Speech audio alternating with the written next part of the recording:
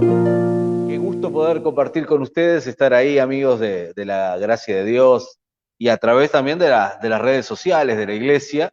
La verdad que no sé si es un culto presencial, si es 100% online, pero bueno, me lo harán saber ahí por interno, entonces, pero un placer.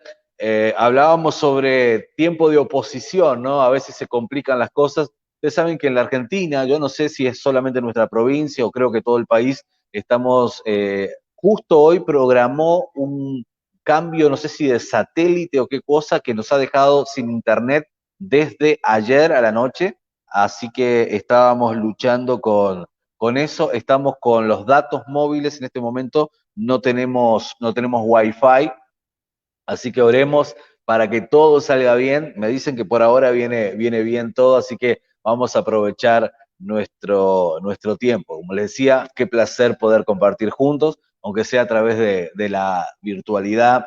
Y si vos estás recibiendo eso en tu casa y estás viendo este mensaje, vas a escuchar esta palabra, compartí esto para que más personas se enteren, para que más gente sepa que estamos ahí y sean bendecidos con la palabra del Señor. Nosotros aquí, desde Leandro en Alem, aquí en la Argentina, y ustedes ahí en Las Piedras, precioso lugar que amamos con todo nuestro corazón.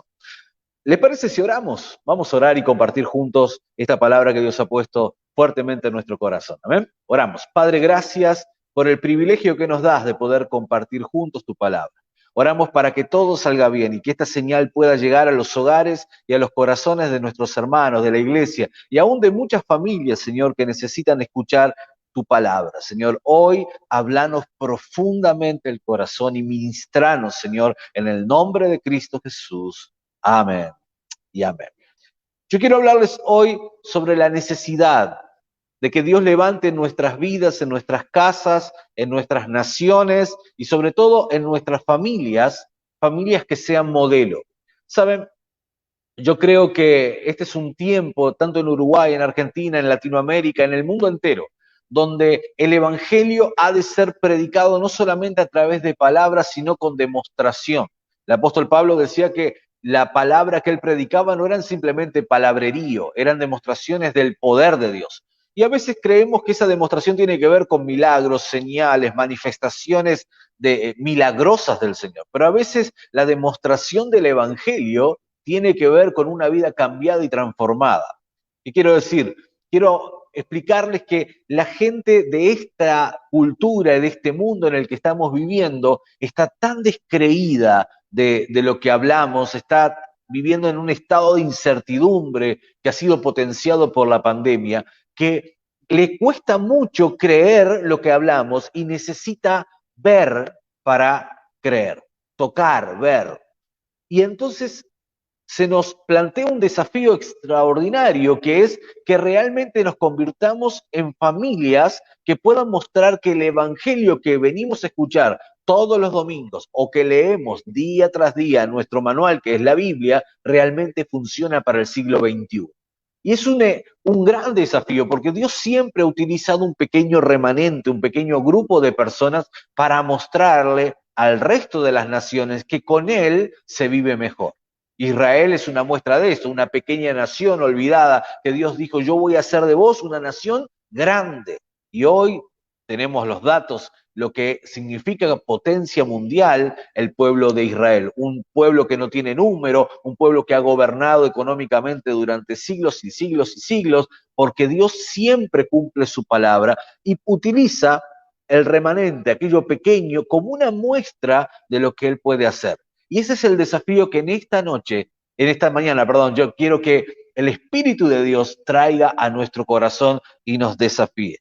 ¿Por qué? Porque hoy tenemos una guerra, vivimos en una cultura, vivimos inmersos en una situación en la cual hay una gran guerra semántica. ¿Qué es una guerra semántica? Es una guerra de significados. Hoy, por ejemplo, todo es familia.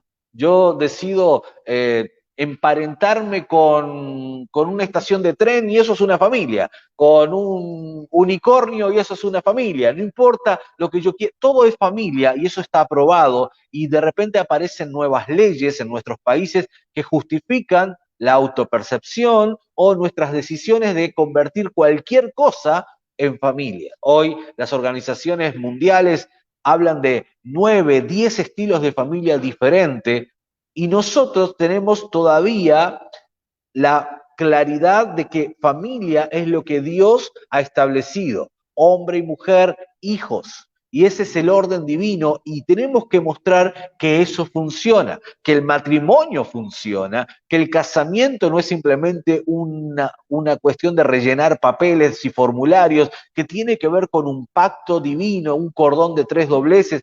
Y la única forma de contarle a la gente que eso, el plan de Dios, realmente es la mejor opción dentro de la gama de opciones que hay, es mantener el testimonio, mostrar que funciona con acciones, que la gente pueda ver que realmente tus hijos son bendecidos, tu casa es bendecida, tu matrimonio es bendecido, tu familia es bendecida por causa de que estás obedeciendo la palabra. Y hay un ejemplo que yo tengo aquí anotado y quiero compartirlo con ustedes, porque el apóstol Pedro dice que el evangelio, estoy parafraseando, pero que el evangelio que la gente va a leer en Uruguay, el evangelio que la gente va a leer en las piedras, no va a ser quizás los 66 libros que aparecen en tu Biblia, sino tu vida, cuando vean la manera en que vos llevas adelante tu casa, tus hijos, cómo está tu familia, cómo andás vos con respecto a tu salud emocional, espiritual. Ese es el verdadero evangelio. Por eso el apóstol Pedro dice, ustedes son cartas leídas por todos. Ustedes son las epístolas vivientes, son cartas que la gente va a ver. O sea, el evangelio que leen hoy en las piedras no será solamente el evangelio que lean a través de las redes sociales, sino la observación de tu vida. Yo siempre les cuento que Dios nos bendice con este proyecto que tenemos de escuela para padres y vamos a las escuelas y compartimos principios y hablamos sobre cosas y la gente sacude la cabeza, dice qué lindo todo, pero yo me he dado cuenta que lo que hacen es que esperan que yo termine y cuando termino se quedan observando cómo yo trato a mi esposa y cómo trato a mis hijos o cómo trato a mi equipo. Porque la gente quiere ver realidad en lo que acaba de escuchar. Quiere ver que no somos un grupo de charlatanes, sino de gente que está probando cosas y esas cosas le están funcionando. Hay alguien que me entienda en esta mañana, gríteme amén ahí donde usted está en su casa, en la iglesia. Yo no lo voy a escuchar, pero póngale fuego en esta mañana a la palabra del Señor. Y Dios, en esa sabiduría extrema que Él tiene para levantar familias modelo y familias poderosas que pueden bendecir a tanta gente. Me están llegando amenes por WhatsApp, bendita tecnología. La bendición de levantar familias que son modelo. Hay un pasaje en la Biblia que yo quiero que vos me acompañes y está en Jeremías capítulo 35, versículo 13 al 14. Hoy voy a hablarte sobre cómo Dios tomó una familia, los hijos de un grupo de gente, y le habló un profeta y le dijo, yo quiero que tomes esta familia como modelo a la nación. Y yo quiero lanzarte un desafío en esta mañana, que Dios pueda agarrar a tu familia y que pase por el proceso que tenga que pasar, que pase por la cruz, que pase por la obra del Espíritu Santo, pero que Dios haga tantas cosas extraordinarias en tu casa y en tu familia, que Dios pueda decir, te voy a dar un ejemplo en las piedras de cómo realmente mi evangelio funciona. Poné la mirada en la familia García, Gómez, Ferreira, no sé, en los Rosanova, poné la mirada ahí. Y te voy a dar este pasaje, Jeremías 35, 13 al 14.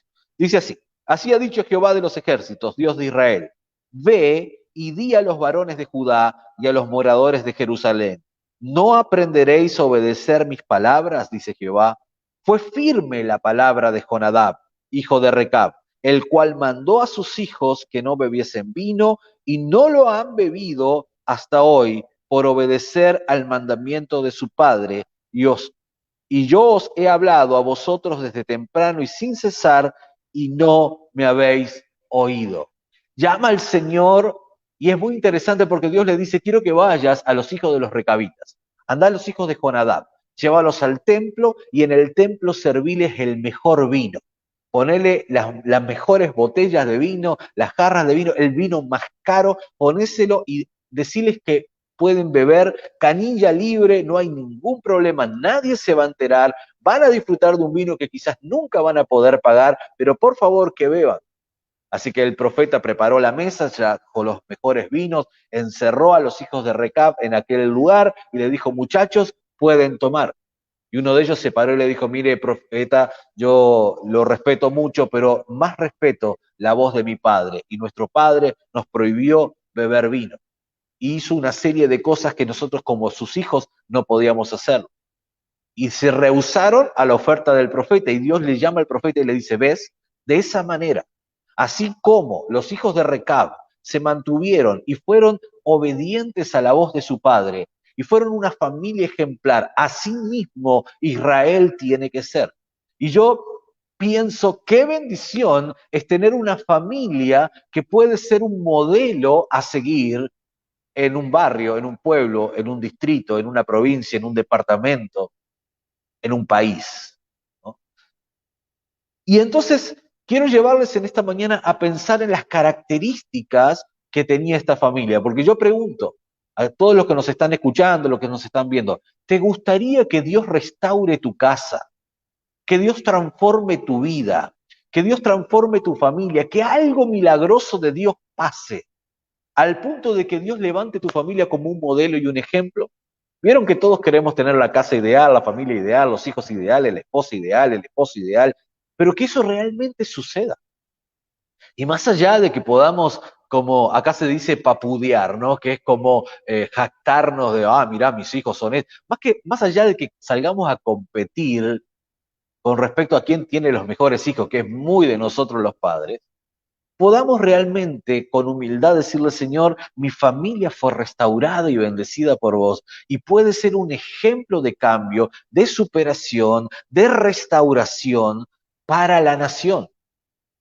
Mi familia estaba rota, pero Dios la restauró. Mi matrimonio estaba partido, pero Dios lo restauró. La relación que yo tenía con mis hijos estaba casi muerta, pero Dios lo restauró. Y que el mundo lo pueda ver, ya no solamente en lindas palabras que podemos predicar nosotros los pastores, sino en ejemplos vivientes, prácticos. Y entonces tenemos que aprender que eso es posible, porque eso fue lo que le pasó a los hijos de Jonadab. Pero también tenemos que aprender cuáles eran las características de esta familia. Y ahí vamos a ir. Punto número 1 que quiero compartir contigo en esta mañana. Los hijos de Recab eran personas obedientes a la voz de su padre. Y hago énfasis en la palabra padre. ¿Sabes por qué? Porque yo no sé si vos compartís conmigo, pero hay como una intencionalidad en destrozar al hombre, a la figura del hombre dentro de nuestra cultura aquí en Latinoamérica, ¿no? Es impresionante que aparecen términos como la mamá luchona, por ejemplo, ¿no? Y entonces como que el hombre no aporta mucho, no sirve tanto. Y en realidad, desde la perspectiva bíblica, biológica, filosófica, antropológica, desde toda la mirada que vos quieras, Dios ha dotado al varón de un montón de ingredientes y características que lo hacen un potencial para la familia. Gracias al hombre. Por ejemplo, el hombre es quien imparte el sexo del niño por nacer. El hombre es quien ayuda al niño a formarse en el peligro, en el riesgo, en la toma de decisiones, en el carácter. El hombre establece la autoestima en el hijo y sobre todo en la hija menor. Hay un montón de características que el hombre hace, pero el enemigo se ha levantado en contra de los varones. Y claro que nosotros los varones hemos hecho mal las cosas. Claro que, ¿cómo le explico yo esto a una madre que quedó sola criando a sus hijos?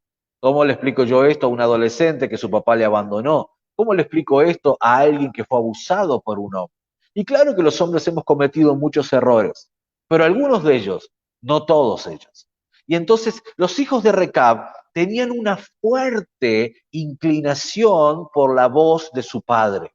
Y saben, esto es importante porque la Biblia dice, honra a tu padre y a tu madre, para que pasen dos cosas en tu vida. Y es muy interesante que no dice honra a tus padres, sino que se todo padre y madre. Y en la Biblia no hay nada escrito así al azar. Honra a tu padre y a tu madre para que pasen dos cosas. La primera, para que tengas largura de días. Y la segunda es para que te vaya bien. Entonces lo que podemos entender es que en la honra a nuestro padre, en la honra a nuestra madre, se encuentra escondida la posibilidad del éxito en nuestra casa, en nuestra familia, y también el tiempo para disfrutarlo, porque de nada te serviría un éxito corto. La Biblia dice, te va a ir bien y vas a tener largura de días para disfrutar todo esto que está pasando contigo.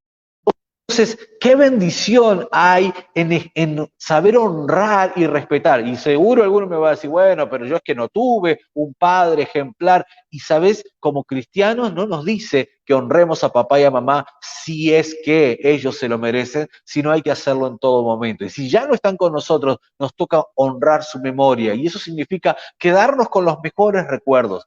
No descartar los que ya no fueron tan positivos, pero quedarnos con los mejores. La voz paterna para los hijos de Jonadab, para los hijos de Recab, era tan fuerte que ellos dijeron, nosotros vamos a respetar.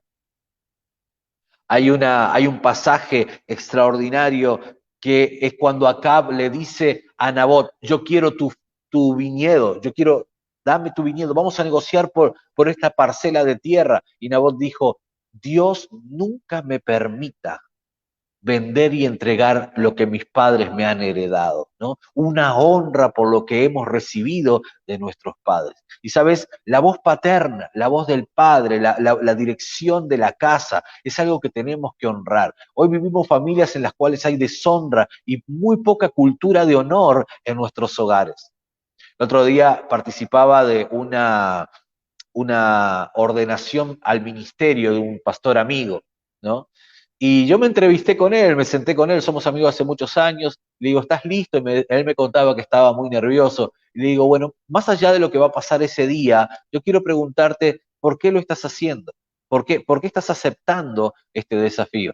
¿Saben? Fue impactante lo que él me dijo, porque él me dijo, mira, la verdad es que yo tengo que seguir con el legado de papá, ¿no? Su padre había sido el fundador de la iglesia, y hoy está delicado de salud, y él me dijo, yo tengo, más allá de un llamado personal, ¿no? Porque yo le pregunté, pero ¿sentís un llamado de Dios? Y me dijo, más allá del llamado, yo tengo que continuar con el legado de papá, ¿no? Con la herencia de papá, con lo que mi padre se esforzó durante casi 50 años para establecer, yo debo de continuar. Eso es honor, eso es honra. Y saben, hay largura de días y bendición cuando podemos honrar nuestra casa. Hay mucha maldición que viene sobre nuestros hogares porque no sabemos honrar a papá y a mamá, porque no sabemos honrar lo que está en casa. Hay mucho juicio que nos estamos comiendo por causa de no tener la actitud que tuvieron los hijos de Recab.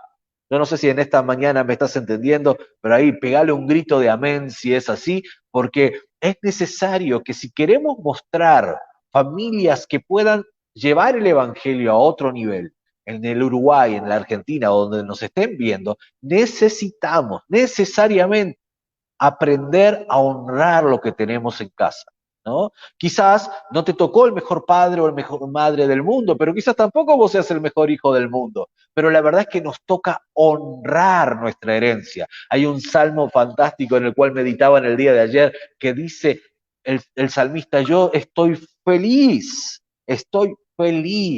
con la herencia que me ha tocado. ¿Saben? Tenemos que aprender a estar contentos con la familia que nos ha tocado, con los padres que a veces son un poco quejosos, con los hijos que a veces son un poco remolones, pero la verdad es que felices con la herencia que Dios ha puesto en nuestra mano, porque eso, el contentamiento y la honra se convierte en una cultura y una manera de tratarnos. aprender a honrar a nuestros hijos y aprender que los hijos honren a los padres y generar una cultura de honor dentro de la familia. Eso se trasladará a la iglesia, al trabajo. Hijos que aprenden a honrar a los padres sabrán honrar a los jefes, a sus pastores. Gente que aprende a honrar a sus pastores aprenderá a honrar a los gobernantes, y cuando honramos a los gobernantes le empezamos a dar crédito y se genera una dinámica extraordinaria ahí. Y eso es lo que pasaba con los hijos de Recab. Por eso Dios había quedado tan impactado con gente que lo que su padre decía era ley, que no importa las ofertas,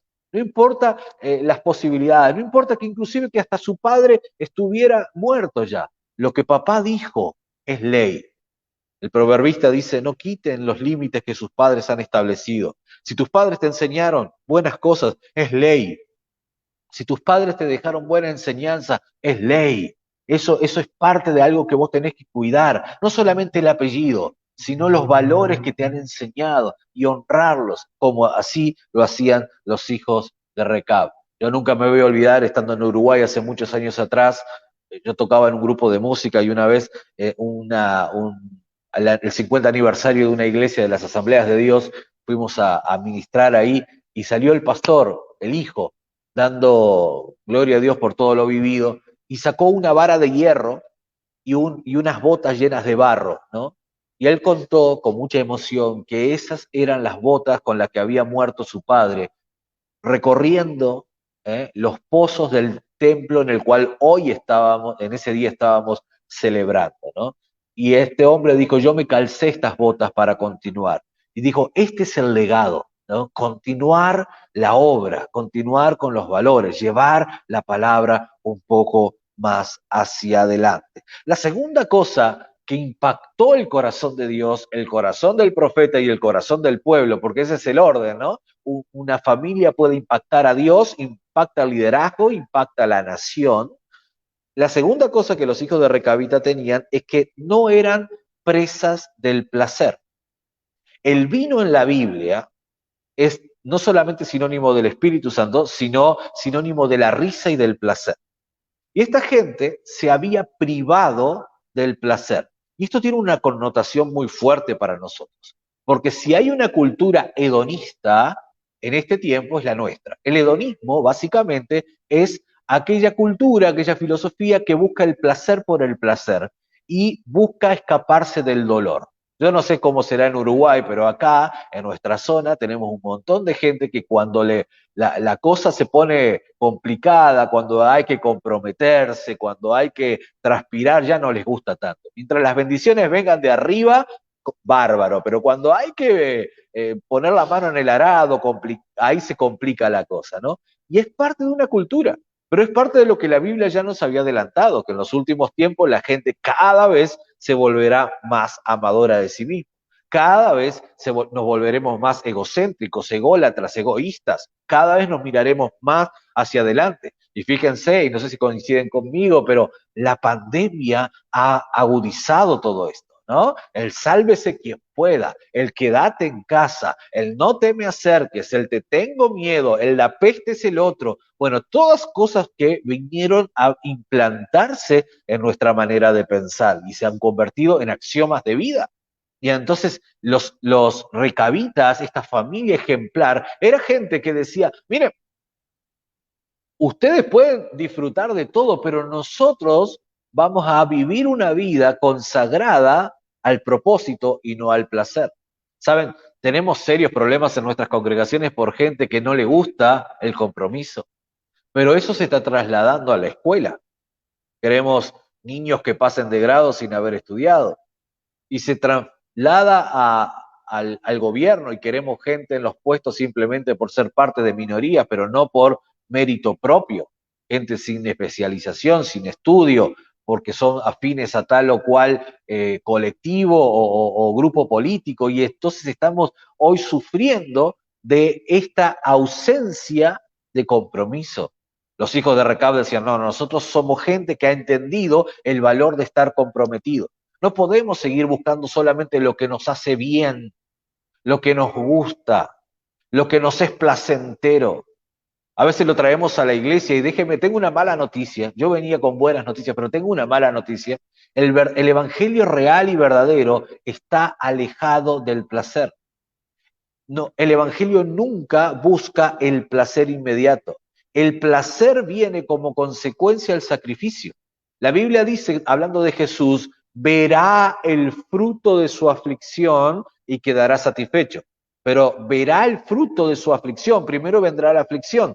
Primero tuvo que venir los latigazos, la corona de espinos, los escupitajos, el jalado de la barba, la crucifixión, la muerte, la resurrección, la iglesia. Cuando ve la iglesia, dice, valió la pena todo el sufrimiento.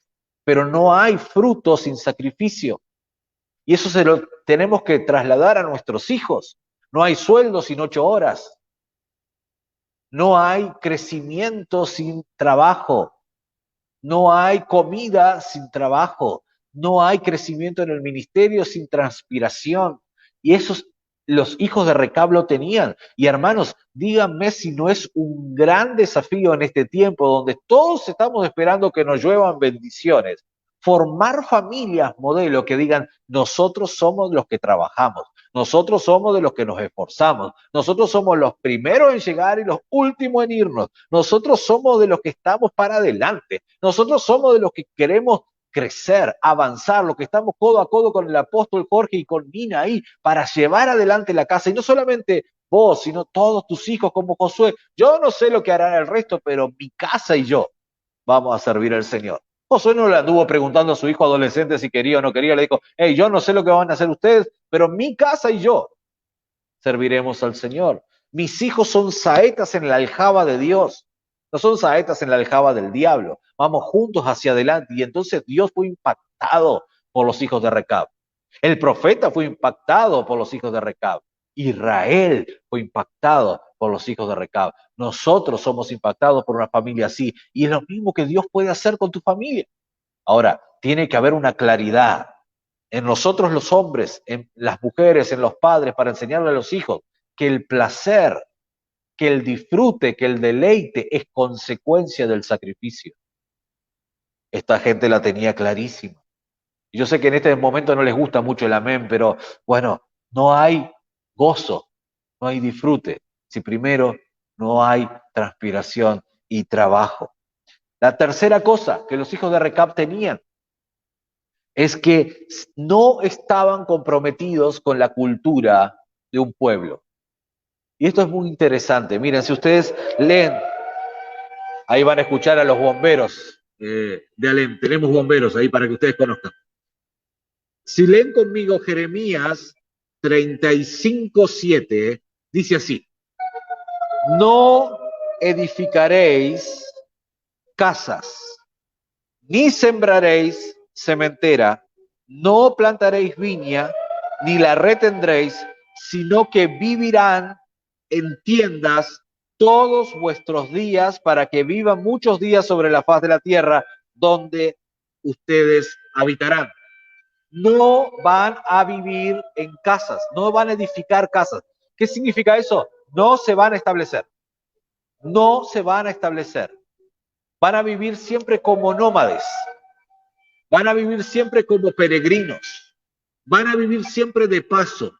Y esto nos enseña algo a nosotros que tiene que ver con la cultura a la cual vivimos en ella, pero no somos de ahí. La Biblia dice que nosotros vivimos en el mundo, pero no somos de este mundo. La Biblia dice que nosotros somos peregrinos y advenedizos, que estamos de paso. No vivimos para ser iguales. Yo sé que usted está ahí en Uruguay, yo estoy aquí en la Argentina. Usted es uruguayo, yo soy un uruguayo viviendo en la Argentina y vivimos inmersos en una cultura. Pero Romanos capítulo 12 dice claramente que yo no me puedo conformar a la manera de pensar de esta cultura, sino que tengo que renovar mis pensamientos para poder comprobar cuál sea la buena y agradable voluntad de Dios. Si yo quiero realmente ser alguien que marca la diferencia, yo no puedo dejarme absorber por la cultura en la que vivo. Si nadie estudia, yo tengo que estudiar. No porque soy un rebelde, sino porque la palabra de Dios me lo dice. Si nadie quiere trabajar, yo tengo que trabajar porque la Biblia dice que el que no trabaja no come. Si todos maltratan y engañan a sus esposas, yo no lo hago porque la Biblia habla claramente acerca del adulterio y la fornicación. Si todos mantienen relaciones fuera del marco del matrimonio, yo no lo hago porque no porque soy un santo o un santurrón, sino porque la Biblia me dice otra cosa. Ahora, si todos maltratan a sus hijos o todos ningunean a sus padres, yo no lo hago porque la Biblia dice que para que me vaya bien en la vida, los tengo que honrar. Entonces empiezo a entender que aunque soy bombardeado por la cultura en la que vivo, no soy de este mundo. ¿Amén? ¿Cuántos se van a ir con Cristo? ¿Cuántos son ciudadanos del cielo viviendo en la tierra? Jesús dijo, mi reino no es de este mundo. Yo no soy de este mundo. ¿Qué es usted, pastor? ¿Un extraterrestre? Soy un terrestre, pero soy alguien que soy ciudadano del cielo. Y me están escuchando ciudadanos del cielo, gente que está de paso en la tierra para marcar una huella, para dejar una impronta, para dejar un legado y para atraer más personas a los pies de Cristo y para mostrar familias, modelos, para mostrarle al mundo, ahí en Las Piedras y aquí en Alem, que el Evangelio realmente funciona. Pero no puedo dejar que la cultura me gane. Miren, queridos, hay un gran énfasis en esta cultura de la comodidad, de la falta de compromiso que hablábamos del hedonismo, de la búsqueda del placer por el placer, de la ausencia de los valores. Pero yo no soy de esta cultura. Por eso los recabitas tenían claro que ellos eran nómades y que en un momento cuando las cosas ya se terminaba ahí, decían, bueno, levantamos campamento y nos vamos a otro lado. No plantamos, no nos arraigamos en este mundo. Yo no me puedo arraigar a este mundo porque estoy de paso. Yo no puedo creer que todo lo que hago y todo lo que gira alrededor y que todo se termina en este mundo porque en realidad no entendí el Evangelio. Si yo entendí el Evangelio, sé que los más robustos, dice el libro de Salmos, viven entre 70, 80, hoy la expectativa de vida ha mejorado, puede vivir 90, 100 años si querés, pero en 100 años se te terminará la pila aquí, pero vivirás una eternidad o con el Señor o con el diablo, vos elegís. Entonces, tu vida no puede basarse en lo que pasa en el aquí y en el ahora. Somos gente eterna. Tenemos eternidad en nuestro corazón. Estamos de paso para marcar. Y yo no me puedo dejar influenciar por una cultura. Hay gente que me dice, bueno, es que yo soy, acá en Argentina es muy fuerte los bandos políticos. Yo soy de uno, yo soy, miren, usted puede ser amarillo y el otro puede ser azul, pero en realidad cuando en Cristo somos una sola cosa y yo soy cristiano por encima de todas las cosas. No importa la bandera política, no, pero es que yo soy de Nacional, yo soy de Peñarol, sí, pero eso tiene que ver en un plano nomás, porque en un momento somos de Cristo y nuestra cultura es la cultura del reino. Hablamos como la gente del reino, o tenemos valores como la gente del reino, tenemos un rey a quien respetar, no estamos inmersos, estamos metidos en una cultura, pero no podemos dejarnos influenciar por esa cultura. Y ahí es donde viene el desafío. Y si queremos ser familias modelo, tendremos que enseñarle a nuestros hijos la cultura del reino. El libro de Deuteronomio dice, háblale a tus hijos sobre la ley cuando se levantan, cuando están en la mesa, cuando salen a trabajar y cuando se acuestan, todo el día, compartan tiempo, pasen tiempo con sus hijos. No tomen a sus hijos de rehenes. No tomen a sus hijos como para hablarle mal de uno y para hablarle mal del otro. Enséñenles la palabra del Señor y la gente crecerá de manera distinta. Instruye al niño en su camino y cuando fuere grande no se apartará de él. La familia van a ver en tu casa la bendición de la palabra de Dios y van a querer lo mismo. Nuestras iglesias se llenarán de gente cuando vean que nuestras familias son funcionales. Pero tenemos que salir de esta cultura. Tenemos que desarmar la carpa. Hay gente que se ha quedado arraigada ahí, dice, bueno, que nosotros los uruguayos somos así, ¿no? Yo hace muchos años que me fui, pero siempre a los uruguayos somos muy grises, los uruguayos somos muy negativos, y eso puede ser la cultura del Uruguay. Eso puede ser la cultura del Uruguay, pero no necesariamente es la cultura del reino. En el reino, nosotros tenemos una forma de ser distinta. Si los uruguayos somos muy grises, en el reino somos... Si los uruguayos somos muy negativos, en el reino somos muy positivos. Estamos de paso ahí. Y los hijos de Recab, claramente. básicamente, ¿no? Y de esa manera se levantó un ejército distinto, un pueblo en el cual se convirtió en una familia ejemplar y una familia modelo, ¿no? Y yo quiero cerrar en esta mañana compartiéndote algo, porque acá es donde viene el tema. Yo me imagino que mucha gente que está viendo esto o escuchando esta palabra dice, qué lindas palabras, pero qué lejos está de la realidad a la que me toca vivir. Ojalá mis hijos me respetaran, ojalá mi matrimonio fuera tan lindo como el matrimonio de los recabitas, ojalá mis hijos fueran tan obedientes, pero quizás vos me estás diciendo, oye pastor, yo ya me equivoqué tanto, yo ya fallé tantas veces, me, me he lastimado tanto, ¿cómo Dios puede hacer algo conmigo? Y sabes, yo quiero terminar en esta mañana recordándote una escena.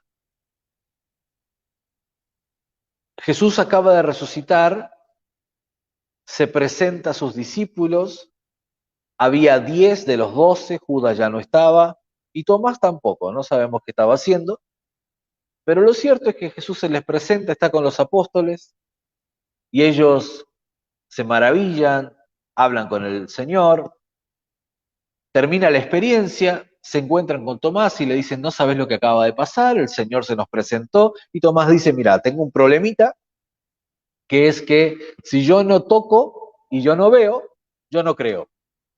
Que si yo no pongo mi mano en las llagas, si no veo las cicatrices, yo no creo.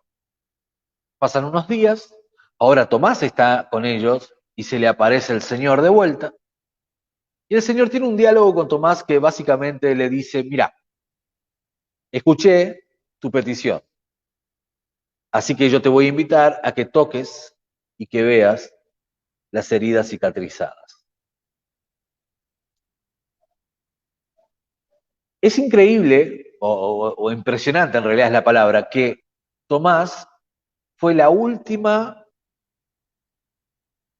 aparición o la última demostración, la última persona que ve a Jesús. Y esto tiene una connotación para nosotros, que es la última generación.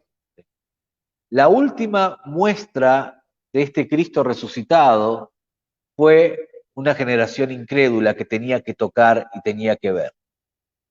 Y esto nos enseña algo a nosotros, porque muchos de los que están ahí, dolidos, enfermos, cicatrizados, muchos de los que están ahí, que se cayeron, que tienen las rodillas raspadas porque dice que 7 veces cae el justo, y pregunto, ¿habrá alguno que se cayó ahí, escuchándome?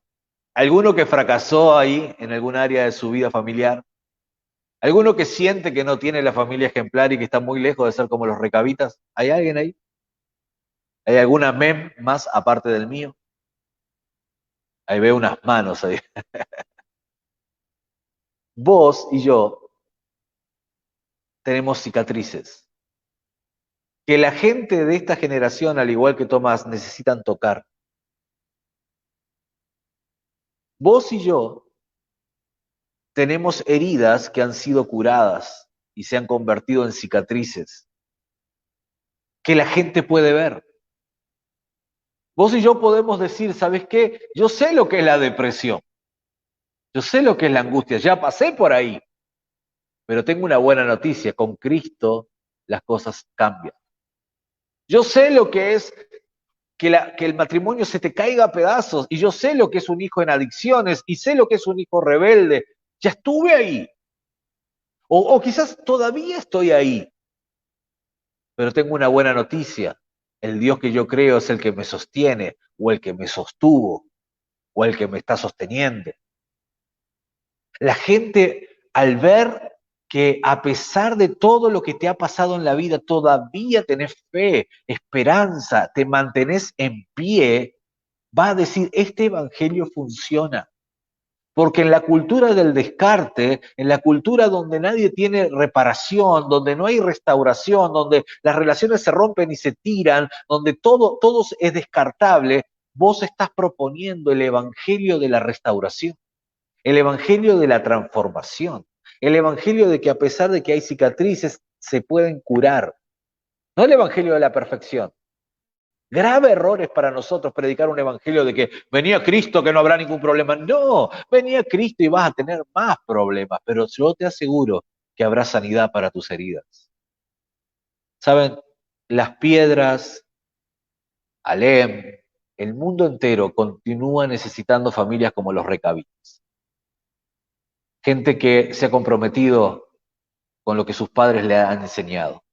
Gente que ha abandonado la búsqueda del placer y se ha comprometido con la fe. Gente que realmente ha mostrado un testimonio y un ejemplo. Pero no gente perfecta. Gente que pasó por el Valle de las Lágrimas. Gente que pasó por dificultades. Gente que le ha costado llegar hasta donde está. Pero que hoy se puede decir, bueno, Ebenecer, hasta acá nos ha ayudado el Señor. Hasta aquí nos ha traído el Señor. Nos ha sostenido el Señor. Y en esta mañana yo sé que vos estás más cerca de ser la familia imperfecta que la familia de Recab, porque me pasa igual. Pero tenemos un norte y tenemos una obligación.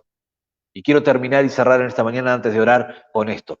Tengo la obligación de que el evangelio que escucho semana tras semana funcione en mi vida.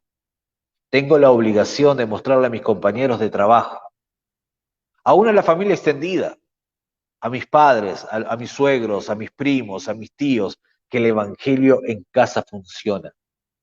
Que lo que aprendo domingo tras domingo en la gracia de Dios funciona, es funcional al siglo XXI. Que no es una palabra arcaica y rancia, es una palabra funcional, que me está cambiando la vida, cambiando la familia y cambiando la perspectiva. Nos llama el Señor a mostrar que esto se puede, y se puede con la asistencia del Espíritu Santo. Y yo no sé si vos estás ahí con tu familia, pero me encantaría que si estás ahí, tomes la mano de alguien o le abraces.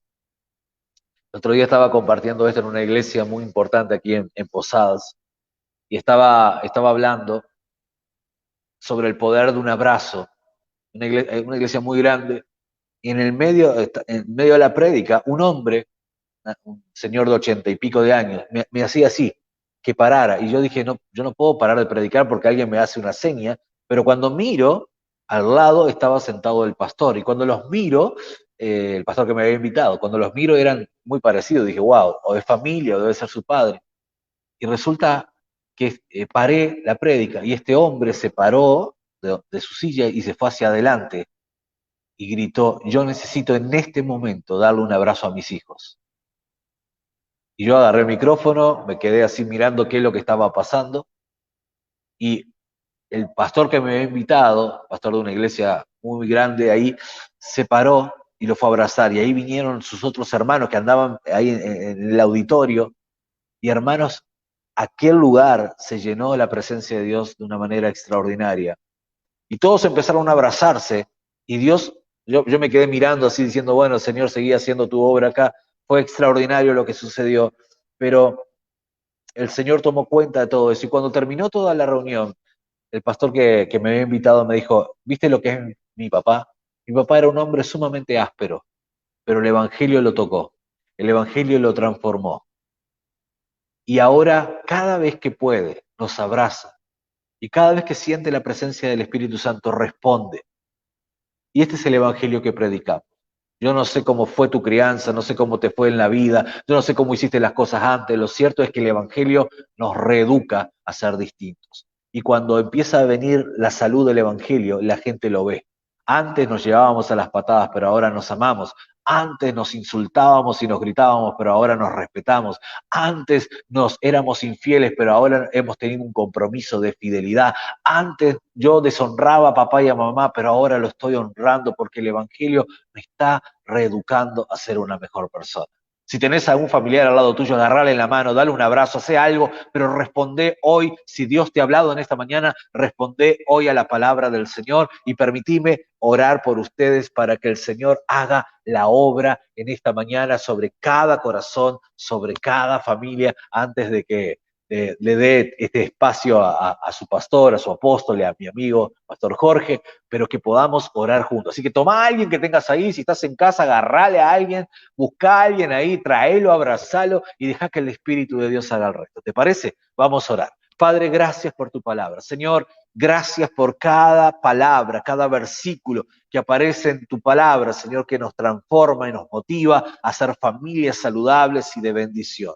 En esta mañana yo quiero orar por cada familia ahí que están juntas, unidas, que no son perfectas, que les cuesta mucho, que han cicatrizado, han caído, han fracasado, pero se han vuelto a levantar. Yo te pido, Señor, levanta, Dios, familias saludables, sanas, funcionales, para que la gente de Las Piedras, de Alem, del mundo, donde nos vean, puedan ver que el Evangelio funciona en pleno siglo XXI.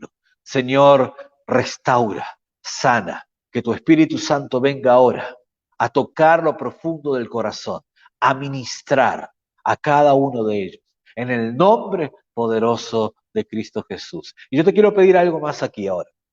Si vos tenés la oportunidad de, no sé si lo estás haciendo, no puedo verlo, solamente veo la pantalla, pero si tenés la oportunidad de abrazar a alguien, ¿sí? Si podés abrazar a alguien, quiero que lo hagas por 20 segundos y que dejes que el Espíritu de Dios te toque y lo toque a ese que estás abrazando ahí. Si es un familiar, tu esposo, tu esposa, tus hijos, mejor. ¿tá? Pero lo vamos a hacer, yo voy a contar esos 20 segundos, ¿ok? Y el trabajo va a funcionar bien si vos lográs que la otra persona sienta la presencia de Dios. Todo lo que tenés que hacer es que el otro tiene que sentir la presencia de Dios por medio de ese abrazo. ¿Estás listo? Vamos. 1, 2, háganlo en casa también. 3, 4, 5, 6, 7, 8, 9, 10, 11, 12, 13, que sienta la presencia. 14, 15, 16, 17, 18, 19, 20. ¿Lo pudiste hacer? ¿Qué tal se siente? Es el Espíritu de Dios. Es el Espíritu Santo. Es Él tocando tu corazón, tocando tu familia. Es Él. Es su persona y es su presencia. Y desde aquí, bendecirles. Bendecirles para que Dios levante en Las Piedras familias sanas, modelos y ejemplos para toda la comunidad. Dios les recontra bendiga. ¿eh?